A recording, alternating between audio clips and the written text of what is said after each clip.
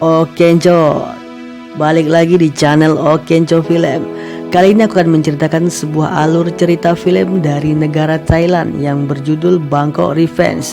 Film ini dibintangi oleh John Fu yang berperan sebagai Manit, seorang bocah berusia 10 tahun yang menyaksikan pembunuhan orang tuanya. Seperti biasa, tanpa berbasa-basi lagi, langsung saja kita ke alur ceritanya. Dan selamat menonton.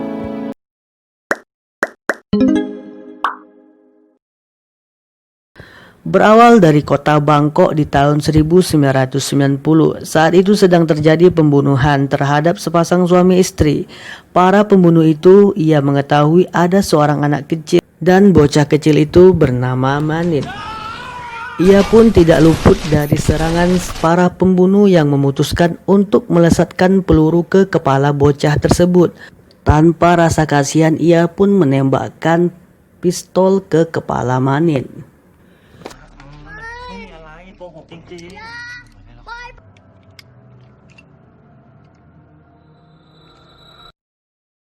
Scene lalu berpindah ke rumah sakit. Para dokter yang berada di sana merasa kebingungan dengan keadaan Manit yang bisa bertahan hidup dengan kepala yang sudah tertembak. Dan untungnya Manit mempunyai seorang perawat yang baik bernama Cantika. Beberapa saat kemudian, pada saat dokter dan perawat sedang melakukan tindakan, muncullah pria yang mengaku bahwa orang tua Manit tidak ingin ia dirawat dan menyuruh dokter untuk membuka selang oksigennya. Tapi Cantika tidak setuju dan berusaha mencegahnya. Namun tidak disangka setelah selang oksigennya dibuka, keajaiban pun terjadi.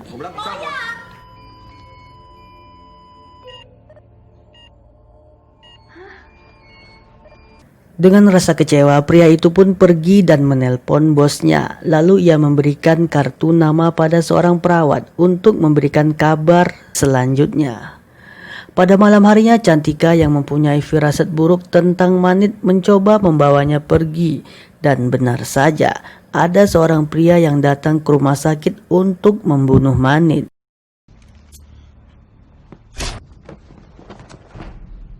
Manit pun langsung dibawa oleh Cantika menggunakan sebuah mobil dan menuju ke suatu tempat.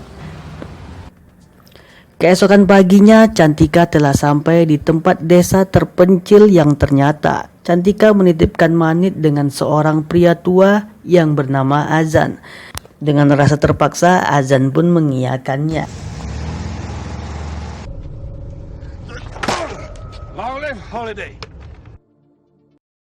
Sampai suatu hari akhirnya Manit pun tersadar berkat pengobatan dari Azan.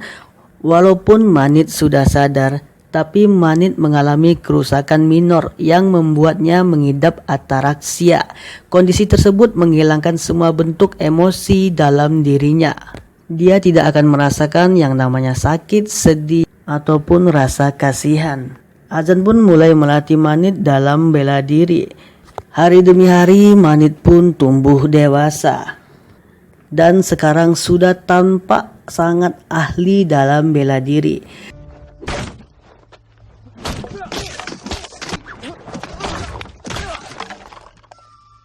Keesokan harinya Manit pun diajak ke sebuah kafe. Di sana Manit mulai mencoba mengetes hasil latihannya selama ini dengan bertarung sama orang-orang yang ada di kafe tersebut.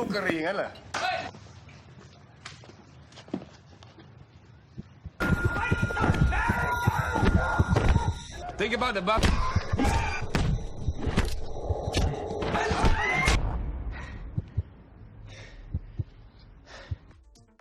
Singkat cerita, Cantika yang sedang terbaring sakit di rumah sakit menceritakan sedikit tentang ayahnya. Dan ternyata ayahnya Manit ini adalah seorang letnan yang sedang menyelidiki kasus korupsi besar di badan polisi.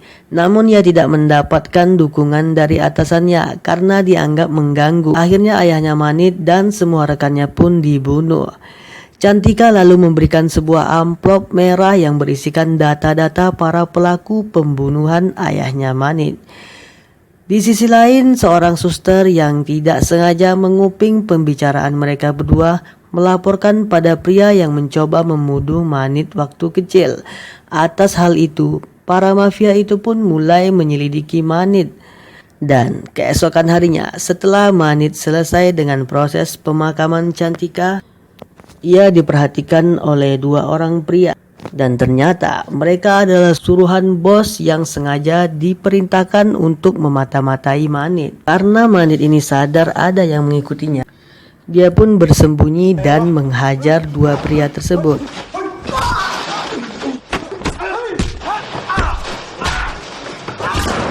Dan ternyata kedua pria itu adalah seorang polisi.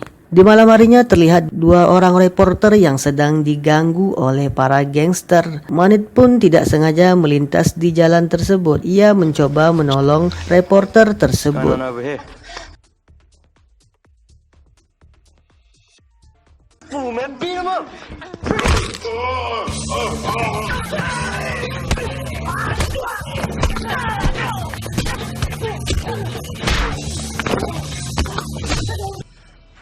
Setelah menolong mereka, seorang wanita yang bernama Clara menawari Manit tempat tinggal. Tanpa berpikir panjang, Manit pun langsung mengiyakannya. Dan keesokan paginya, Clara pun yang telah membaca file dari Cantika tadi menawarkan diri akan membantu Manit untuk menemukan jawaban atas soal tersebut. Oke, lanjut, langsung scene berganti kepada seorang wanita yang bernama Jersey. Saat itu ia telah selesai latihan paduan suara dan di dalam mobil terlihat suaminya yang bernama Sanya. Nanti kita akan mengetahui siapakah dua orang ini. Kita berpindah scene selanjutnya. Di tengah perjalanan, Manit dan Clara yang ingin sedang makan siang dihadang oleh para polisi. Para polisi itu pun berhasil menculik Clara, namun sisanya dihajar oleh Manit.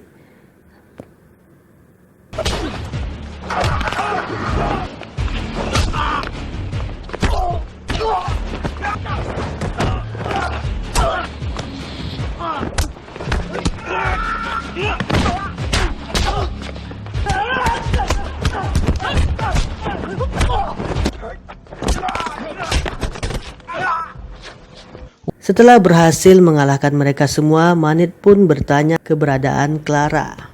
Thank you.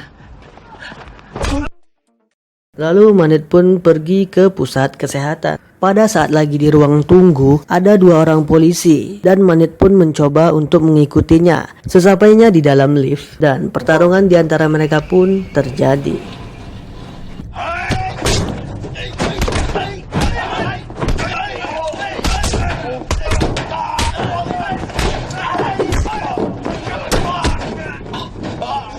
Yang akhirnya membawa Manit ke sebuah ruangan. Pertarungan pun kembali terjadi di ruangan itu.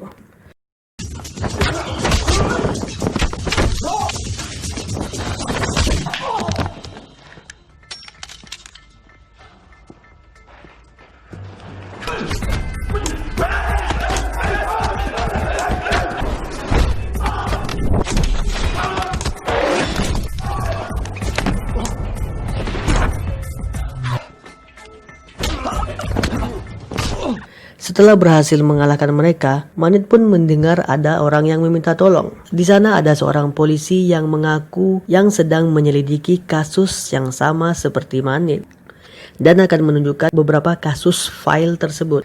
Pria ini bernama Anada dan ia pun memberitahu bahwa Clara dibawa ke tempat yang bernama Haina, yaitu geng para cewek-cewek. Manit pun mulai melakukan perjalanan. Di tengah perjalanan, ia pun masuk ke dalam sebuah bar. Di sana ia bertemu dengan pria yang bernama Simon. Ia pun meminta bantuan kepada Simon untuk mengantarkan dirinya ke Haina. Namun Simon meminta imbalan sebesar 50 baht. Akhirnya proses tawar-menawar dan akhirnya sepakat 40 baht. Sampainya Manit di tempat itu, Manit pun dihadang oleh seorang anak kecil. Lalu anak kecil itu pun menyentrum Manit. Scene berpindah ke rumah Jesse. Saat itu Jesse sedang latihan nyanyi dan ia mendapatkan sebuah telepon. Di sini kita akan tahu bahwa Jesse ini merupakan ketua dari geng cewek-cewek tersebut. Manit pun berhasil lolos karena kesalahan dari seorang wanita yang mencoba untuk membunuhnya, dan pertarungan mereka pun terjadi.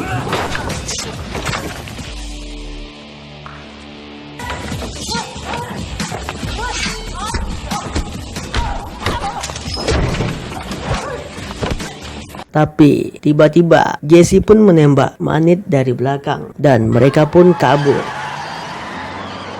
Dan untungnya di sini Manit selamat karena peluru itu mengenai salah satu lencana polisi yang ada di dalam tasnya. Akhirnya Clara dan Manit pun pulang. Keesokan paginya ketika Manit sedang berjalan, ia diculik oleh sekelompok polisi dan dibawa ke suatu tempat untuk dibunuh. Tapi malah mereka yang dihajar oleh Manit.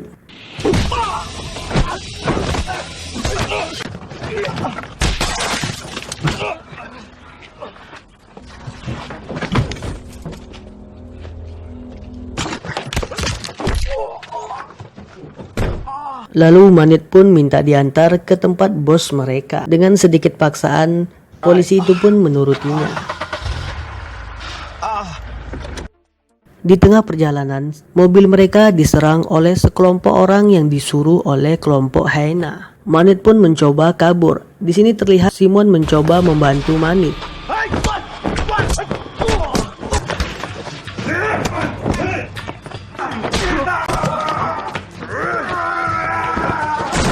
Manit pun mencoba kabur dengan menaiki kereta. Ternyata di sana sudah ada para musuh yang menunggu Manit dan pertarungan pun terjadi.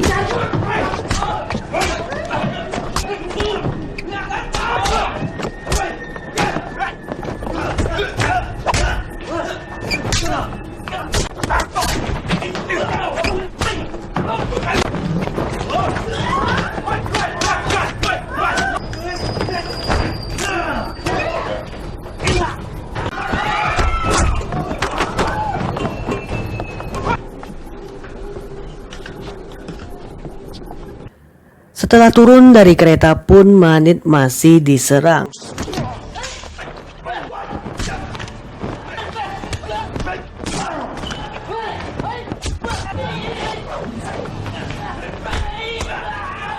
Dengan bersamaan datangnya geng cewek dan polisi beneran. Manit yang ditahan oleh para polisi pun didatangi oleh Anada. Anada mencoba membebaskan Manit dan membawanya ke rumah Manit waktu kecil.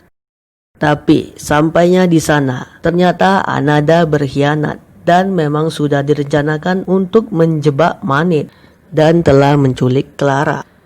Lalu muncullah pria yang bernama Sanya, suaminya Jesse sekaligus atasan ayahnya Manit dulu. Lalu Manit pun diajak ke sebuah ruangan dan terjadilah pertarungan.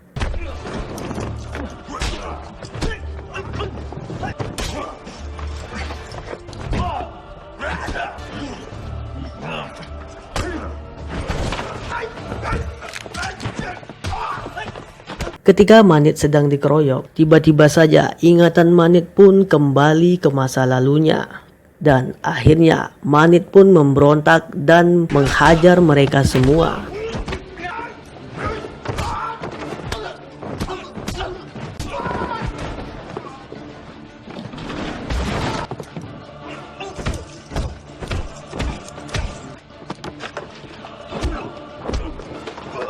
Lalu saat ia mau mengejar Sanya, dari belakang muncullah Anada.